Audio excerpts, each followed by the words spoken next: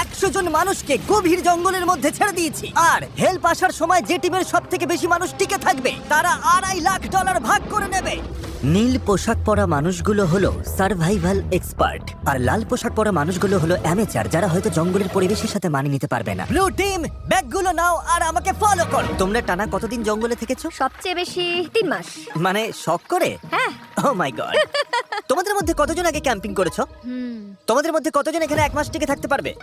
ও মাই god, ওদের অবস্থা এখনই খারাপ। আমি জানতাম যে ব্লু টিম সুবিধা পাবে, তাই খেলা শুরুর আগে আমি রেড টিমকে চ্যালেঞ্জের কথা জানাই, এমনকি তাদের দোকানেও নিয়ে যাই যাতে টিকে থাকার জন্য সব দরকারি জিনিস কিনতে পারে। ঠিক আছে, দেখাও তো কি কি নিয়েছো তোমরা। আমার কাছে দড়ি আছে, আর এই যে ফ্লোরে একটা ও, টার্প আছে। তুমি কি একেবারে 24টা জলের বোতলের প্যাকেট কিনে এনেছো?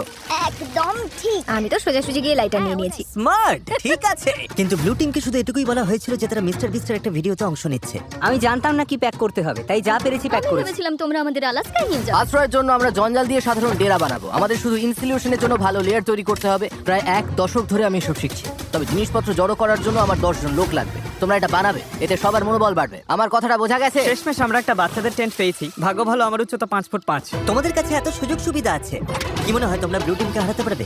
হ্যাঁ, যদিও ওরা প্রফেশনাল। আমাদের কিছু যায় আসে না, আমরা আমাদের মতো প্রফেশনাল। আচ্ছা আচ্ছা, আমি কিছু একটা পেয়েছি। আমি শুধু সেটাই করছি যা সিনেমায় দেখেছি। আচ্ছা, ওরা কি এগুলো শখ করে করছে? তোমরা কত রাত থাকবে? প্রতিটা রাত আমি এখানে বড়দিন পর্যন্ত থাকতে যতক্ষণ না পারবো। আমাদের চলে যেতে বলা হচ্ছে। জঙ্গলে কষ্ট করাই ওদের শখ। Good night. প্রথম রাতেই পরিষ্কার বোঝা গেল যে বাড়তি সুবিধার কারণে রেড টিমের কাজ অনেকটাই সহজ হয়ে গেছে, কিন্তু তাপমাত্রা হঠাৎ অনেকটাই কমে যাওয়ায় এক্সপার্টদের ঘুমানো দায় হয়ে পড়ল। আমি ভীষণ ক্লান্ত আর তৃষ্ণার্ত, ভাবছি এখানে কেন এলাম। আমি একটুও ঘুমোতে পারিনি, মাটিটা খুব ঠান্ডা।